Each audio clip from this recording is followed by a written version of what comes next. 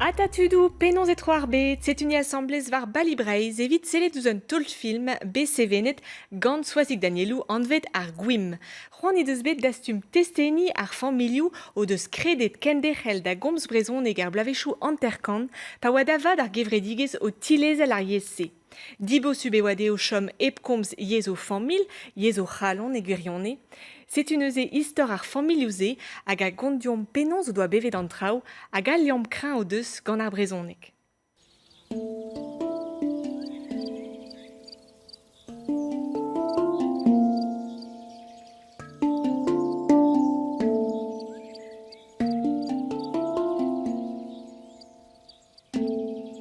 Varlec'h an eost, evit gwelet ar geotenn o kreski en-dro.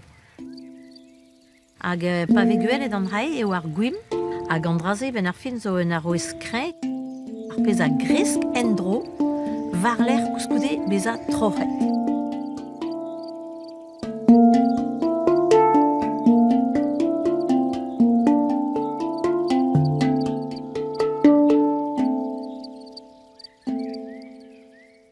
Gret e veze diouzim ar gwim. Bugale a voa neuze desavet e brezhoneg pendaben, er ger, gant tud o doa gret an dibab, komz brezhoneg er ger. Da la rede pa veze gwelet e breiz, kalz a familh o tilezel ar yez ar brezhoneg, o vont nemet varzu ar galek, e oa aze, tud, hag o doa pe studiet ar yez, pe a ouie brezhoneg, hag o doa divizet desevel o vugale e brezhoneg. Oloc'h a oa enon bez a anvet ar gwim. Bez e oam ni bugale emskiantek tre deus ar pez a veze gret. Ar brezhoneg a oa fiziet enon evit ma treuskasfem em-dro da dudal. Hag an draze on eus santet damzonj dan e beuta ar rigenta o deus bevet e keranna.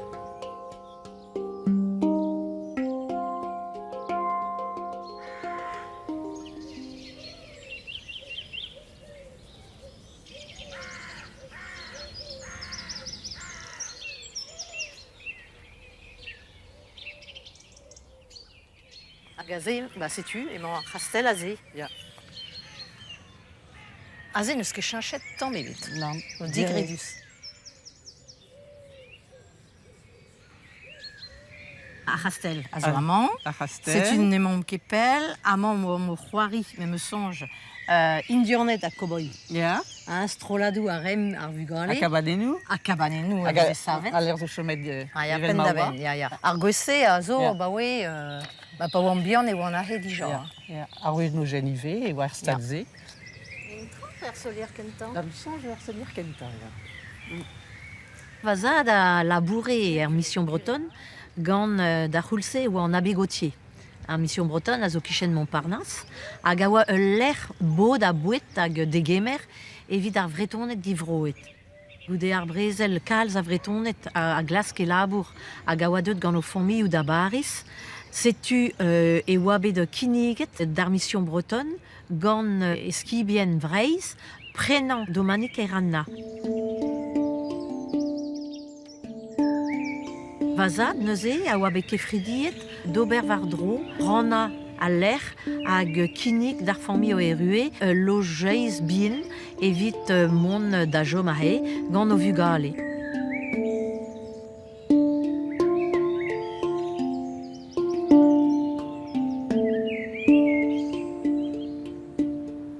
E ba bihan a l'er, hein. Aya. Me oa triblo an ter Ya. hag me zonj gwelet pen mamm o chach liou o vont er pez, ur marchosi, ur pez vras, goulo, yen, glep, du, gant daou faout evit lezel da dremen ar goulou hag un oalet koz gant un trebez er fons. Gant pem bugel hag an idive a c'hwer miz en ez youvrer, kavout tout de aferioù e kreiz ar porz o lavaret, ni zo vont na jom amañ. Ya. Me an ta da zen e veize ket. Non, mais kwezet klan e. Ya. Ne ket. Ya. Ya, mamm zo kwezet klan. An draze zo be merket pe gwir e deus kantet 1000 gwech. Ya. A gure an draze zo merket enom, quoi. Hag chomet omp nebeut tre aze, dre mo doa kavet a ben ar fin, Arrandivian. arrandibian na zea. Neuze oa daou bez hag ur geginik.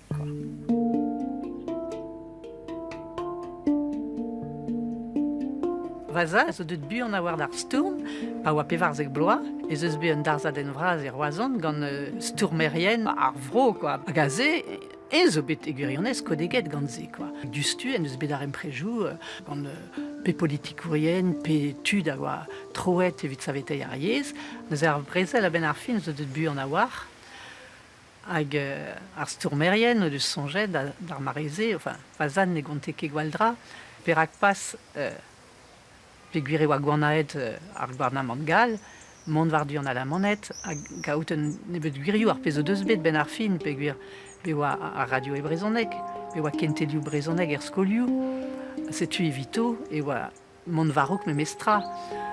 Evel just goude, c'hoar vezet eo bet ar pezo ouzom hol, an a zied a tout ar bloavezioù kri a zo bet, a da diben ar brezel, ar gwarnamant en deus tapet an ol, va zad en o zouez, hag barnet a kondanet, da guita ad breiz, ar pezo bet kriz evitant, evel just, pe gwir dek bloa pel deus breiz hag eus an departament tout tro dro, ne oa ket an ad dezan ken e beut.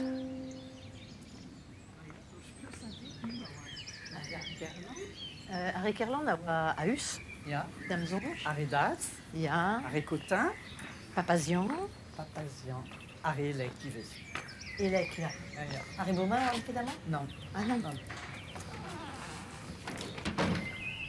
Hag ar zalmont, neuze veze gret gwelioù a gwel nedelek. Ya.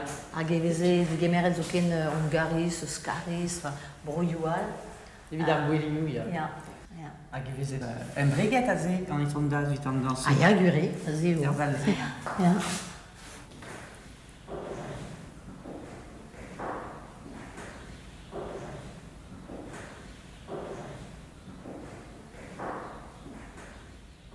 Pa oa ur banden treset neve, mamm a zivize fard a krampous, neuze fard a rai a krampous hag ar memez amzer e oa o len diomp tinta a milou e brezonek hag jon a pirlui, hag a ze oam kas a blijadur, e oa plijadur al lenaden, hag ive plijadur a krampous. Ri, noa desket brezonek e gwirionne pa oa krenardez. Hag tout ar gerioù a implije gant eom, mek un ver karante, pe Moumouna. gerioù moumouna, Ya. pe gerioù zo ken a vu pem deziek, a oa bet desket dei e gwirionne gant Kerland. Sonj peus neuze Kerland a oa o chom e c'hastel ze, gant Georgina hag o vugale, hag a oa un tamm kosoc'h egedon. E oa deus a vrovigouden, a dreze ur binvidigez a oa ennan, hag en deus treus kaset e gwirionne davam pe gira pen kenta, e lare, mamm, a c'hwer mis kenta ma oa bet gant e mab ennan, nouieket hag a oa ret komz ouz ar babik zo ken, hag gerioù zo avant ket dei, vel granoi, pe lazik a tout, a giligus a tout, hag dre Gerland a Georgina e deus desket kalz, hag implijet e deus diouztu ar geriaoueg ze.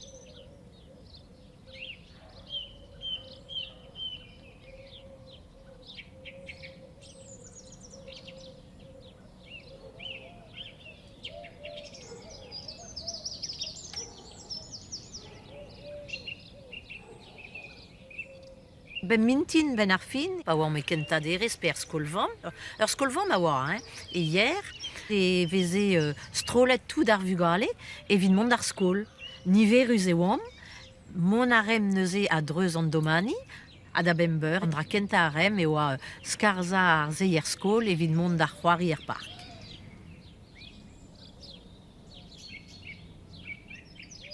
Beze veze bevet e brezonek, c'hoariet e brezonek, eskemet e brezonek, bugale an outrou Kerland na Georgina da skouer a zeue ar park gant eom ne oa nemet brezonek e trezon, a pateue ur fammi galeg bretonet, met na veze ket treus kaset ar yez ganto, e zem e galeg gante, met distrai ar aier brezonek. Zantou darem e oa un dra krin. Se oa evidon un nerz komz brezonek.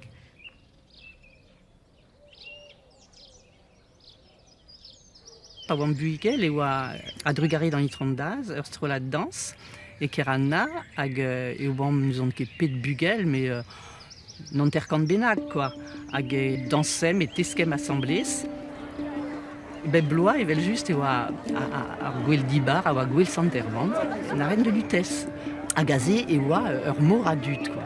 Ouspenze e oa an duk ezalna, hag a zo o ton unan neve bebloa, quoi, ur plar dilenet neuze, hag a oa o ton war ur mar, a zezet a ze evel ma vezgret an Amazon, a ze gant ur gwiskamant e voulouz ru, enfin, un dra vid ar vugale, ar pez a oa leorioù, a oa fetisaet gant ar plarse o ton war ar mar, quoi. A setu e oa tout an engrouez, ar strolajou dansou, mais evel just ar bagadou, ar livioù, ar zon, ouspenze evel just ar rampous, ur c'houez an amand, ur c'houez ar sucre, a tout an draze, a oa egurez ur gwell, quoi, davat, quoi. Hag ouspenze, vazad a oa etouez an dud hag an aouzerien, quoi. E oa an nini a zae da saludiement, da saluduenez, hag evidon vazad a oa ur pot poezus kenan, quoi. Un den hag a tout an dud an aveze, de mad alon al oan, hag evidon e oa un den meur, quoi.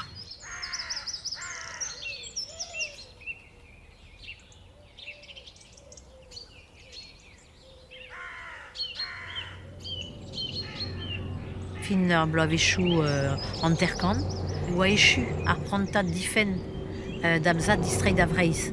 Hag evel ma ne oa ket c'hoaz tuet dre eviden ober, vamant e doa divezet neuze feurmi davad randi zavadurioù neve a oa bet savet e plas an alevraz, piraze oa bet diskaret tout ar gwez, a se oa bet start, kousket evidon ni bugale hag an oa bevet al lerze. A pen deus gwelet an draz e vazad, a ze en eus laret o poen eo deomp distreiñ da Vreiz. Se oa evel ar bromesa oa begret deomp pa oam bugel, hag an draze a oam o c'hortoz. Bez e c'hellan lavar o deoc'h, me e don va ene e c'hortozen distreiñ da Vreiz hag ar blavez divezam a oam bet er c'hwervet klas e lycée Montgeron. Ne baouezen ket da lavaret d'ar vugale, je vais retourner dans mon pays.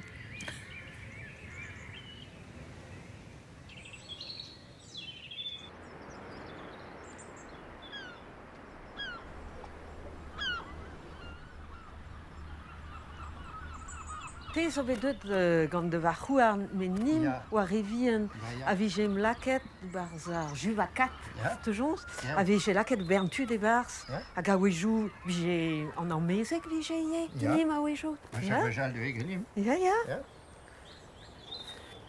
Sel pegen Ya. buan zav a mour amañ.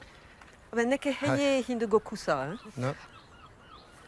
An pat koz a ouien neuial mat hag a la redim redegout neuial. Kurendal ve fet beut du stu bugale. Me gant tout pez na beouet, gavti e a lare ordin rede gouzout ober pep tra nim dibab e pebler. Ja. Hein? Ja, ja. Ordin. Ordin. Pever po, pever pinbik, rede gouzout ober pep tra. Ja. Iun.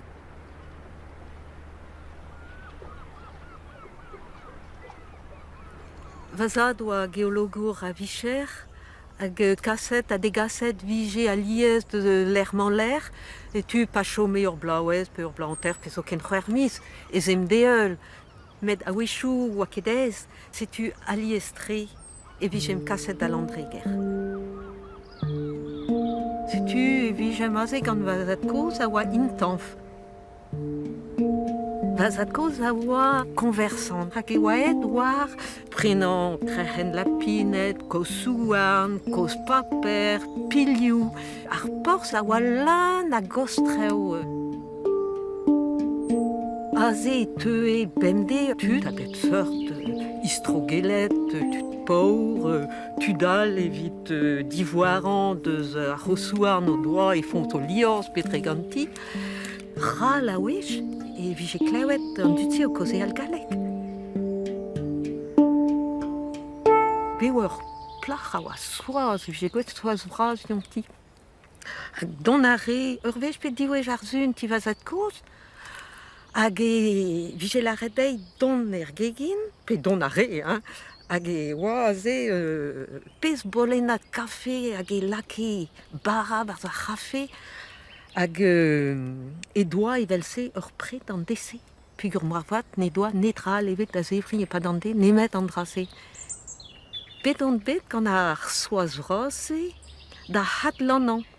Iwa koz, setu a wechou ne blije kedei re krapad war ar c'hlin evit tapo dan adlan a vijos trakal a ze war ar c'hlin yo. Ar plarse ne oie ket galek.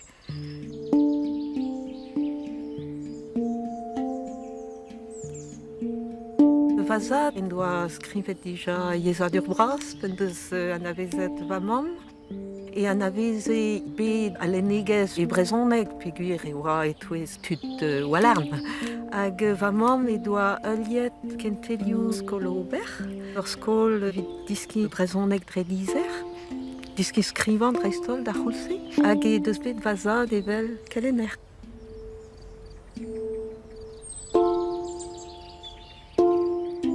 Vamam a gomz e brezhoneg gant e breuder, gant e c'hoar, gant e zad, gant an ol familh a gomz e brezhoneg. Vazad, komz ar e brezhoneg an e vamm, komz ar e brezhoneg an e vreur. Setu divizet o deus komz brezhoneg gant o bugale, ski an oan deus ar pez a regn, met ne kebet un diviz dreist ordinal peguir oa yez ar familh. Da c'houlse ne oa ket ar c'hiz tamm ebet ar c'hiz a oa komz galek deus ar vugale a komz brezhoneg deus ar egoz o enti. Hag klevet meus bet a liez pas emeker, d'ar marc'hat. C'hwi gomz brezhoneg an o pugale, ze oa un dra pur oa ket ar c'hiz ken. Hag sonj meus ar pez na blije ket din et pa vije ar gose gant etre lakon va mamm pe vaz koz a tudal n'an ven ket. A oa pa la regn dim e galek d'an breur a me. Tu me dis quelque chose en breton? Evit, bien sûr, e ouiem. A ze hag a vaz koz a la re. Ya, peus met ober o loanet cirk.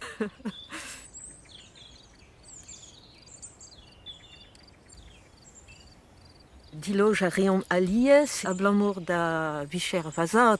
Da skouer on bet toulan mijo en alpou. Hag e ruet ne ket e parez met e klamar.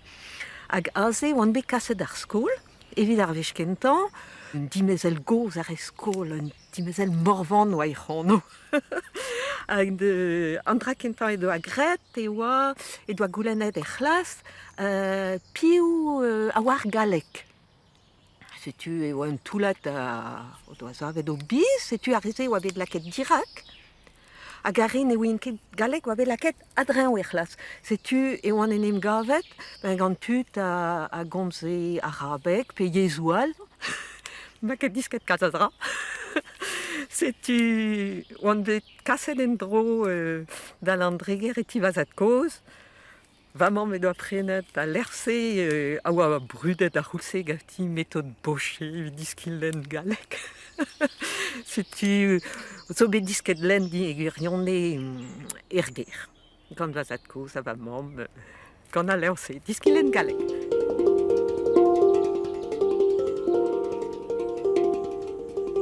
Ne oa ket a c'houlse lerioù vid ar vugale brezhoneg pe ma oa nebetre.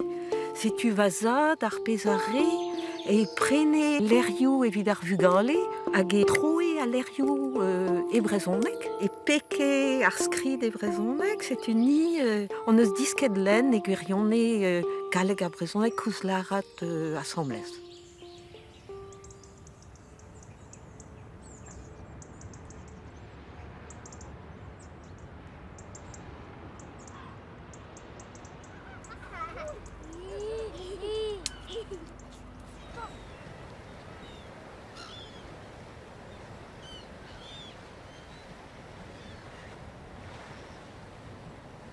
E gwirionne deud an avezout da familh oual e breiz hag a raie gant ar brezhoneg, ar vugale raie gant ar brezhoneg. Dre ar stourm evit a lennegez a oa gret gant mazad pe kervella, pe Ronan Nuyon evit a liam. Ing o doa dar an prejo evit sevel ar gelaouenn a gal. Ani a c'hoari e asamblez var o dri, me sonj gant ar familh Gant erwan a riwan an kervella, a noa plijadur war an not, gant a reuon uve a teuet eus Brest. Mon a raiem ni uve da Brest, a velout an eo a vechou. Me Brest oa un tamm disinvel, ne oa ket ar meum eus speret an uvet eget e douarnenez.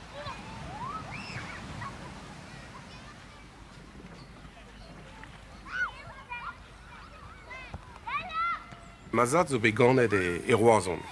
A rogar Brezel neus kroget a zeski sosnek, e falle de be a kelener war ar sosnek, a brezonek uve. A dreme o bet klan fall e pat ar Brezel, e neus kroget da skriva e brezonek a d'ober troedigezio de Shakespeare.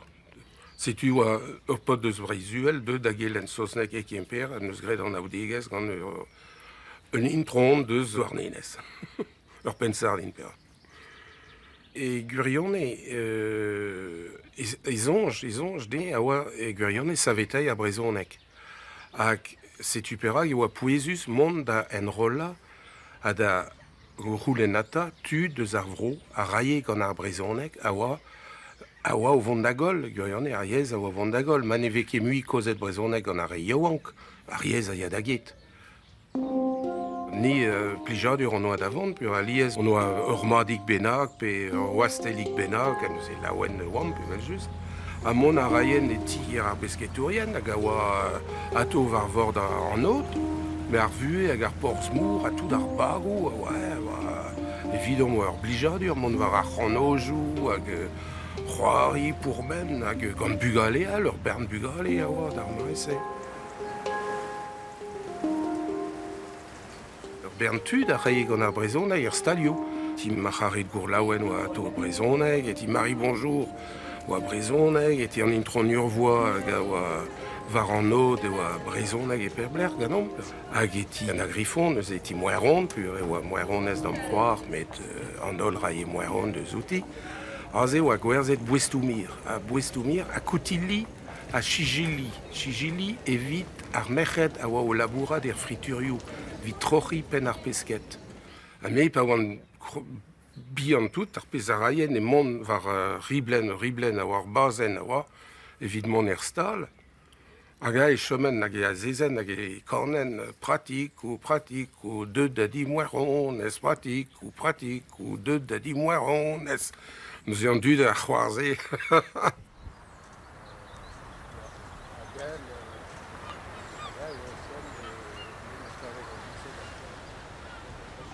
Bramañ e pen ar vir, ou deze ar vechen. Ar vechen zo e tre smalaouen Hag ar poulet. Sonj peus amañ a matchou foot a vi egre. Ah bah ouais, sacré matchou foot. A vechou e vi tri be bevar d'ar mem eskoul. Ya, hag a oa bandenad ar ri a oa, neus e.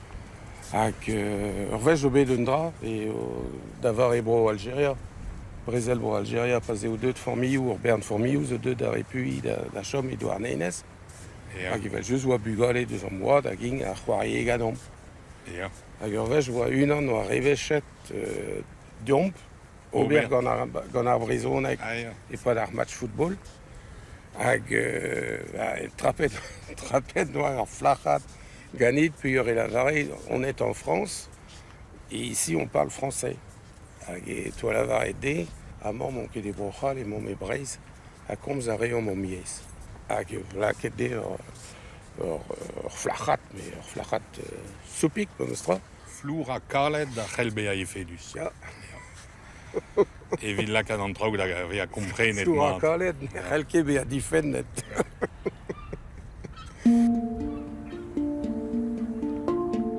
Evit tud zo memes tra e oa stag ar brezhoneg. E blaveioù an terkant gant ar pez a oa c'hoarvet en neil brezel bet. Bea brezoneger a oa bea egiz vez e klevet bea breizat a o. Da la roude tud zo a vele an dra evel un euliad deus an dibabou a oa begret gant tud zo e kerz an neil brezel bet.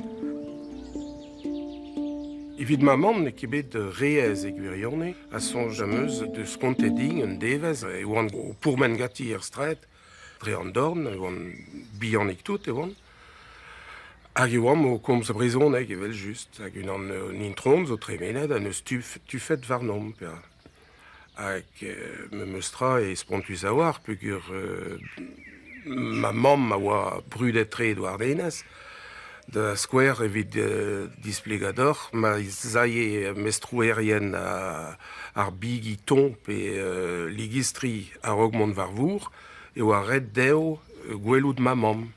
Hag ober a enter gwech sin ar groaz, mer fanchalagat, ar augmont kuit varvour. Ndra oa sin vat, pugur fanchalagat, pa oa mestrouar, noa morse kolet, martolo debet varvour, ar pez a oa ral tre. Deus douarnenez e oa ma mamm. Ganet e barz un tiegez pesketourien, mazat kouz ive a zo bet pesketour.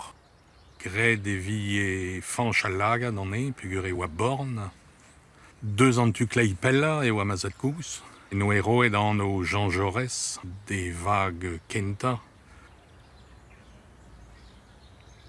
Daouz dar bet e douarnenez be a ur bet brezonek, kouz a lav ar pendaben, dreistol var an od, e la oa o chom mazut kouz, e bet desavet ma mamm e galek.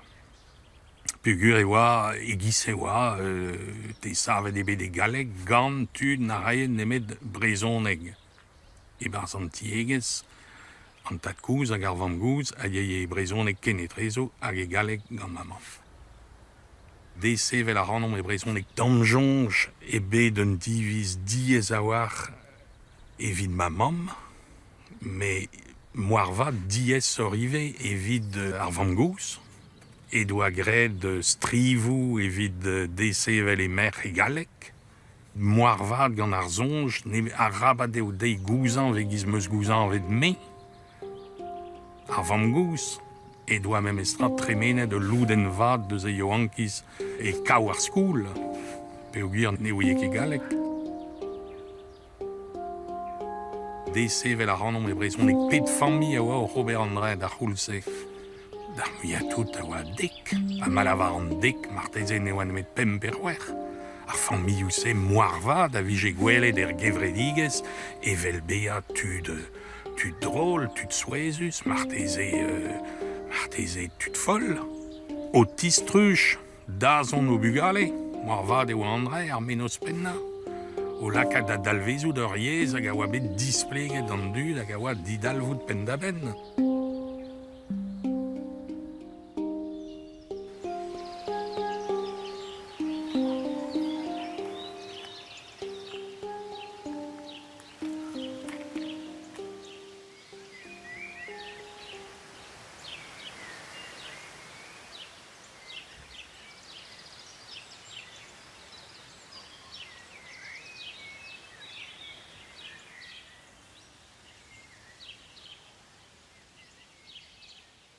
Tu dual. Tu dis Bientôt. bientôt. Ja. Mi sjå en nevez amzer hag gant de mis genver. Ja. Gwiske ma do a ive, me fin. Nevez amzer ket. Amma. Amma. Ja, reze penaos gant Ja, Marianne. miliner salou ive. o moa blij din emer ar skedenman. Ja, Marianne gant e boutou koat. Ja, Ja. just. Marianne ouie ket galek, me penaos gwenedek ve just. Me, bon, ze gonedek atav. Ja. Skrive gonedek tout. Pa skriven dotat Ja. a rog di mezi. E Gonedek, ja. just.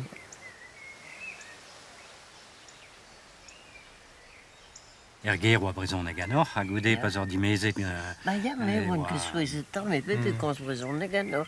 A me sonj, fin, pa me skred va studioù klant divourez, e ken per, e ben, pare noir dro, vugar le vien nevez ganen, me gant brezhoneg outo, Ja. hag ur seurez la redin a vouloir parler boton, ba ya, per un nan. Ja. Dans eo an dra yez naturel gant ar vugale. Ah, ja, Ar c'hoaz ditou. bremañ, pa welet Ah, vugale, ja. da liezan a zeo gerioù brezhonek et sedor. Ja.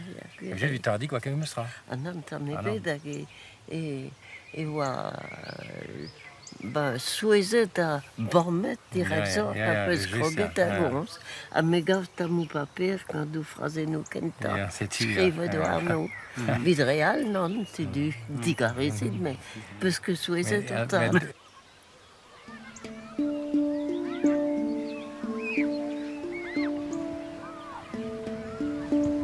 mazad oa Kelener et Brest, à skol stad, Kelener Sosnek et lycée. Nous on ket hag oa ur bern kelenerienal hag a ouie e oa mazad nemzaver hag a emban etro hag a zesave famille brezhoneg. Mazut, lare, ne keret mont da uchal brezhoneg officiel pe brezhoneg a famille, ma veket brezhoneg erger da genta. An ini a skrive brezhoneg a rank ne ket skriva nemet ket me beva ive.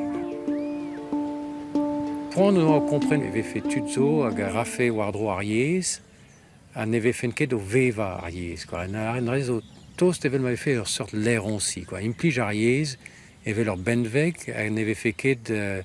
neve fe ket stourmet evit reng an drazet a erez goude, pe do mibien, pe do mehet, pe da re te do eul.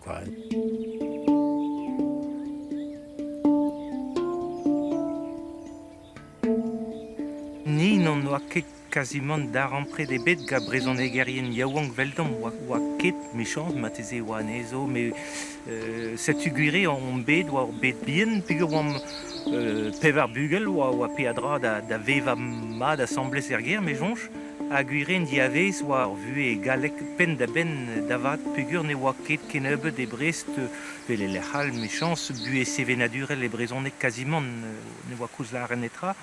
Setu guiri ar bet oa dispartiet e diou loden oa dombu e chomare a brezon yez ar ger. Ga an ar vistriskol ne veze ket koz ebet nemet ga or meskol ben oan e se daou gavdin e oa o meskol a blije dean komz brezonek avel just kaout ur brezonek yaouank bien ne glas oa estonus e kreisker. A setu c'hoari ren tamm gaze hag e kase hanoun da lare da mer da Argentine, pe da vugal et chez des ebri, a oa daoudin larze e brezonek, just mer da Argentine, vize chichan gwele hanoun ton, hag vize roi gwastel din, oan fier oart ton ar c'hlas en dro, hag am eskol, blije dan farsal ganze, tu pen hem d'ar ger, ar skol oa or porz, an tammig vel or prison, vel ar virionne, oa nor gwad vraz, veze daou se vel o kar vel mont mez, hag en veze tout la nor, hag vel ar edom bevech da vrezonege an ivien, dom breur, da herve a dime, poen emont da zibioud, an adel ar ebem de dom quasiment, ze oa ar ger brezoneg nemetan a glevem eskol, mechans,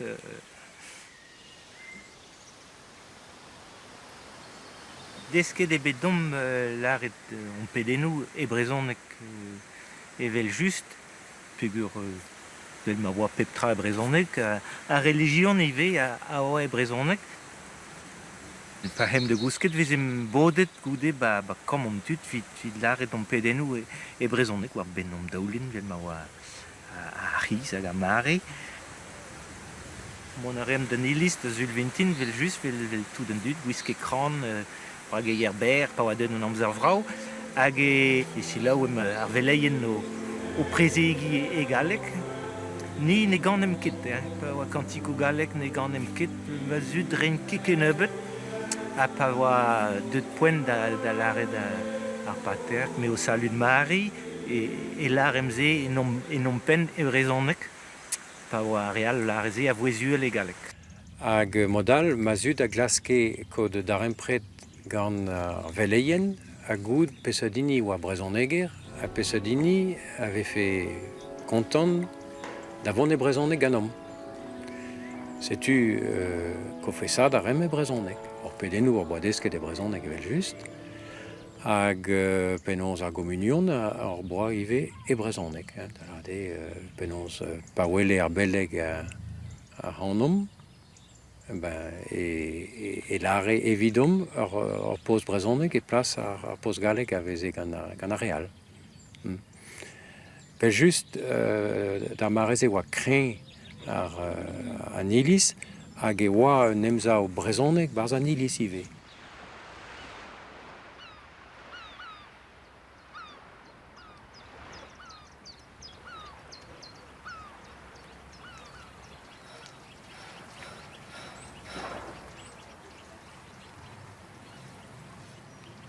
Ni oa ol neuze, pe ar skol vamm, pe e kentaderez. O heulia ur skol halek pendaben evel just. A da c'houlse, oa bet kiniget gant an nabat kalvez, drener ur skol e ploeg ar mor, kelen e brezonek da bugale an emzao. Ni oa desavet ger e brezonek, me gureo nor boa ket na kentelioù, len, skrivan, istor d'où aroniez a tout e brezonek. Setu hag a oa rener ur skol, noa kiniget neuze gant an itron galbrin evit e skoazellan, degemer bugale ave fe desavet e brezonek pe brochal pe breiz, hag ober ur seurt enten diouiezek. Nebet ur vechou brezonek a oa bep mintin gant ar vugaleze, a va dovreur zo bet kaset neuze pension pa oan 6 hag 10 vloaz. Laket vijeng da diski kanaouenou e brezonek, d'ober pezho c'hoari, setu oa ur vue e brezonek tro d'ar skol zoken ma oa ie ar skol ze kentelioù e galek. Evel just. Pa vije echu ar blau e skol pe vacances ou pas, pe vacances ou bras, vel vije la arret, e he ar familioù da glas ka re oa e pension. Tu vije gret un dewez, chomem da zevri a ze, hag a zeie da nao degla on eus desket butuni, dreguz, ober traoù evel se, hag e oa ie un digare evidom ni drisol mehet, ne oam ket er skolze, e oam e skolioù l'er oa je komzet galek etken, da gomz brezonek gant bugaleal evel dom.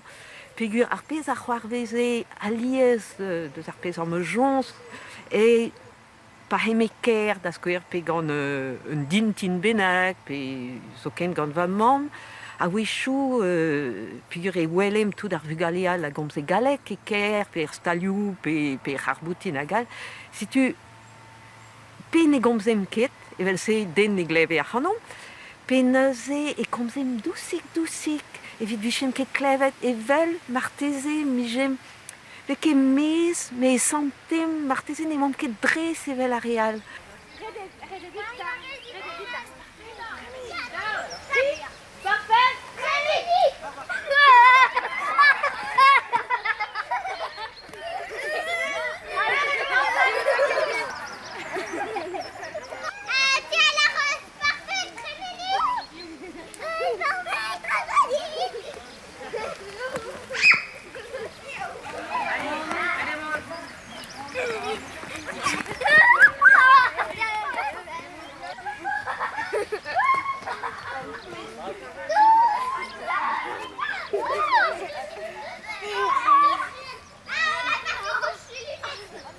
Goude ar brezel oa bet un tamm diez at kregi ganti, ar stourm vid ar yez diestre, e sort un tammig vid a pezazel deus an dans hag deus ar c'han, evel just. Ma zad hag e vignonet hag oa muor deus tu ar yez. Hag buan a oar deus bet ar zonj da zevel kam etre kelti ar brezhoneg erien. A zev e fe just laket ar pouez war ar brezhoneg ar familh, draze re e unan hag un tout la tudal, hag an eus a zev e fe ledaned ar helc'h, evel just, en ur lakad da gentaet ar empred a familhouze, hag a oa pepini strewet a pepkorn eus breiz, evit rengen tu d'an dud da veva e brezhoneg. Servetez-nous zo. Servetez-nous pas perdre, nous skut? Ah bah non, bah c'est blanc. Ja. Garli. Oh, arrive raus. O manz ur oueren vit pe war. Ja. Jambon, zo prest amand. Amand voyer, hein. Amand. Amandouien. Zo dispar evit da cholesterol. Cholesterol, a zo ez, me cholesterol zo diez ça. Donc que peut changer la part tipoti. Ja. Regardez les graines, hein. Ja. Ja, plus de soir, ja. Tipoti, Tipoti, ja. Tipoti a rez padande. An ket vel just. Hag a gelet ar an tipoti gant eus orspio. Ja. Me oa tu da oa logik a war, quoi. Oa matematik a tre, quoi. Ne a rok po lare de oa tu ober gant da padano, gant forspio, a vraiment l'er ket. Peus ket eus ar gontez d'oran chabot. Ja. Gant a petra oa ur Citroën a ze doa. Ja, gant eo to. Ja. Gant ur far, splezus a war. Ja. Hir tre, a tu oa da lakad, allez, pemzek bugel e bar. Comme c'est Brésonek, Bugale. Comme c'est Brésonek. Nom de Dieu, cette voiture ne démarre pas. Non, non, non, non, non, n'est que nom de Dieu. Et nom d'un chien, de nom d'un chien. Un nom d'un chien, de nom d'un chien. Ah bon. Il y a Guri Christen et moi, tu vois.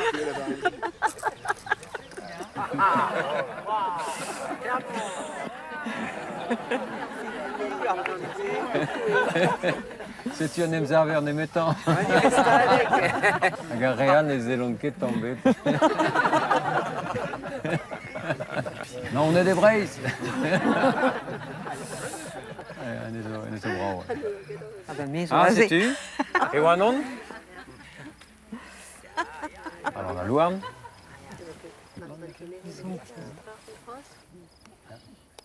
Tout dans mes head, c'est des abottres de football. Dans ma réserve, mes head, de denet gana football. Mon piquin.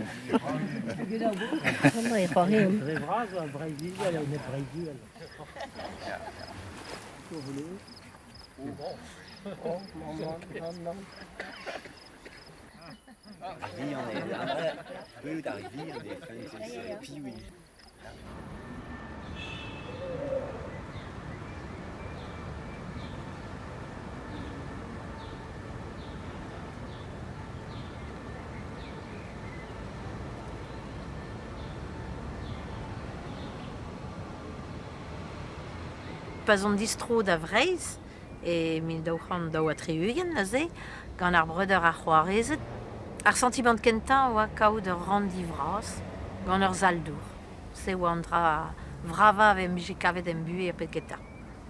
Koulskoude meus kavet iskis pe gir bon e oa war blasen. Pa teuem deus un doman ivras, gantam ermez eus an amzer.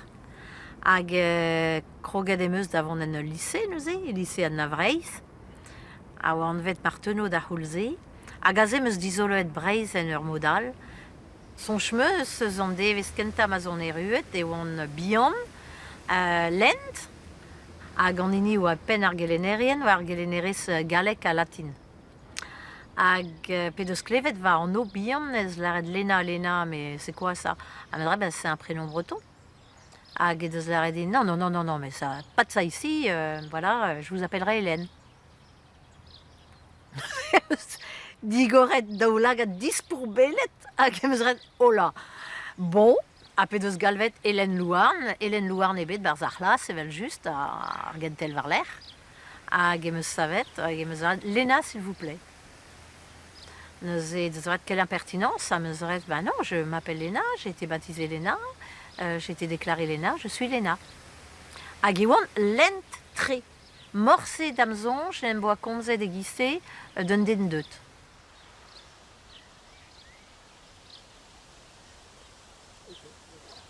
Vazad, eus e du en deus ken dalc'het evel just da stourm, lakat traktou a gleiz a gazeou, a ze lissou kemenini a lake ur c'har en doa ar gwir da gaout un trakt. Bon, evel just evit vazad e oa ar pal ive a taou kas an dud da vet ur menoz un tamm broadel evit Breiz, hag ive en charnezo da gant brezonek. Evidon, an emeus morse be en biez, en eb ariez. En eb vazad, evit troal, mais pas var ariez. Gouzout a ron pa vant krenardez, e oa en abaden an vet salu les copains, e veze klevet tout ar c'hanaouenou da riz, quoi. A damo, tu degisse, quoi. Hag e val just e chilaouenze, quoi, va mignonezet a ouillet dre un vor an draze, a me a fait des klevout an draze, hag evel e da mare ar pre de oa.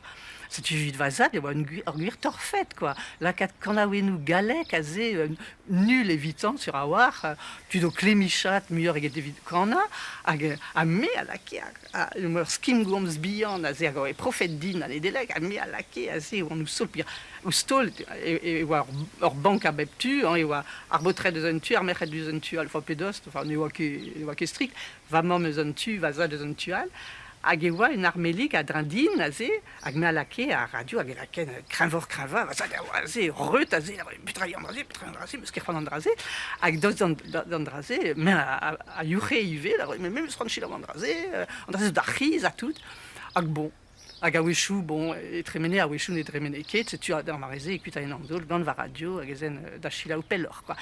E zeus tro igou evel sez ur parvezet. Mais Drevraz et kaver sturm a yez e oa degemeret hag evidon e oan ken drechet. Padal, e moa c'hoar vian a oa c'hwer boa yo encore, bon, ur wech de davez a krenarn, I avat e deus e nebet.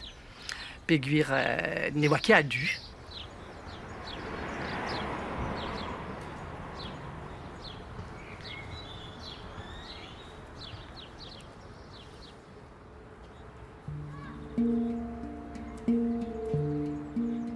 Koze deus bet deus bugale ar ghetto. Andra zo war farsadenn un tammig etrezom eve. Bon, ar ghetto zo l'air close evel just evit kaout un tamm goudor, ur en emzant er target, met ive heller laret evit herzel eus ar real a zon e barz ive, da daoudu zo ive. Gwigre e barzom fammi e oam en ur sort enezen. Tud zo a gomz ive deus un arludi a barz. Chom er ger evit kenehel la veva e giz ma fel d'or gant ar yez. Petit bras en bois, mais les pépinines ou estage, ma zud ou kentor d'un tronc quand son eres classel. Ma brother en tamiguelor ne ou gana folk, Bob Dylan, Donovan, Peter Paul and Mary, tu devels ni écrire ne ou pen ar fusée, ne ou panos Cream, ne Jimi Hendrix, ou Trousse quoi. Ni wom ket dedenet ker gant son eres breiz. Stivel evel just o bet a bouez, pas o bet e istor an Olympia, tout an raze. Pas obligé d'om son erez rock a tout, a ze kavem son erez breizat hag a oa on son erez domne, quoi. Gantan zeus bet un digora dur braz a brezhoneg hag a oa un dra hag a oa dizmeganset hag a oa kus, tampedam pe evit a happy few, zo deud da veza un dra benag hag a oa war well, ya un dra hag a oa e blas er gevredigez. Steven a zen eus gred labour vad hag labour don evit tud evel dom.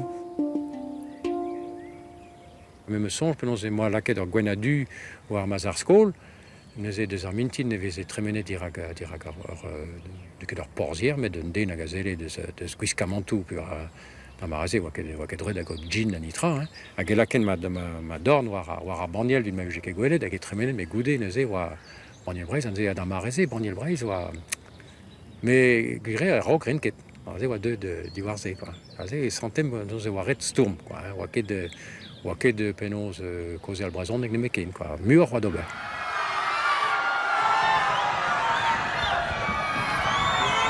On sonjou al kaz muur politik el ar mareze. Narade oa krog liamou gant stroladou deus un tuklei, deus Ligue communiste révolutionnaire, ni on eus troet traktou evite, trao else. Neuze a ze oa chinchamant braz. Be oa leun a dud dilabour, ar studierien ou an kelaouen gant ar skoliumeur ken ebet.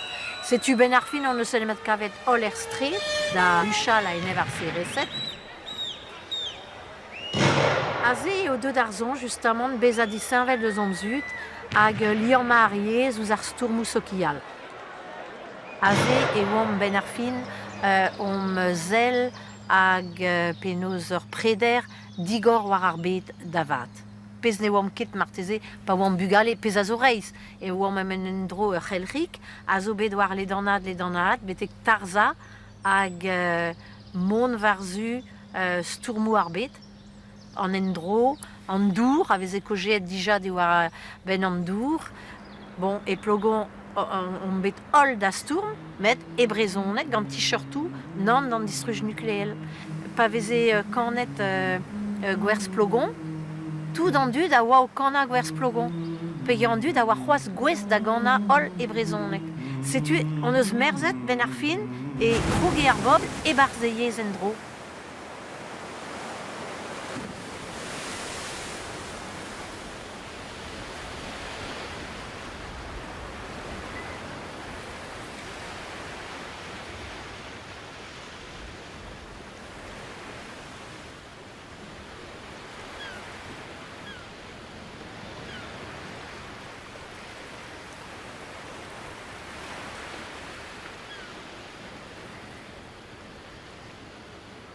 Vaza da va mam a oa orin deus a c'hap. Dre va mam gos, mam va mam. Or boa un tibian martolodet hag a oa bet alc'het gant ar fammi. hag e c'hellem don neuze ur miz pezo da dremen vakansoù amañ d'ar mor, war an not. Divizet en doa vazad, por vech, fermi un taxi, un bras, po ye oa belaket tout ar vugale barz un taxi hir, a ze, giz gwechal, evidemment da gleden, da adkavout an ti l'er ma oa bede savet, e l'ennuet.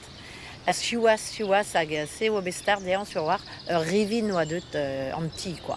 Dilezet oa bet hag ne oa mouin etra. Kavet an eus ive oa douaret vazut koz, ta da mam vazad e beret kleden ar c'hap, pez ne ouiem ket.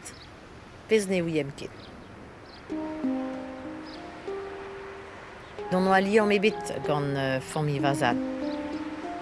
Vazad koz a oa ren skol a Republik. A setu dreze, en doa desavet vazad e esperet a Republik hag ar galek. A pen deus dizoloet vazad da bevarzek vloaz distor breiz hag en deus bec'hoant deski neuze brezonek e o en droet ar fin ar fammi a en ebdean.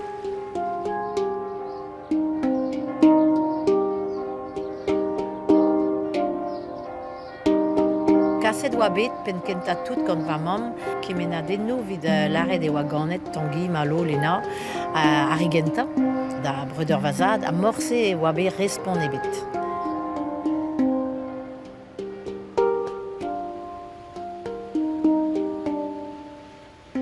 Naturel e on vidon distrei deus aler mateom marteze nous on ket, med ar fet bezas taget ken kren deus ar c'hap a zeus surmat deus ar garante ar c'hele kaout vazad a va mam deus o yez a deus tout ar pez a c'hele bezal liamet gant ar yez da l'arrede an engoun, me an dazon ie.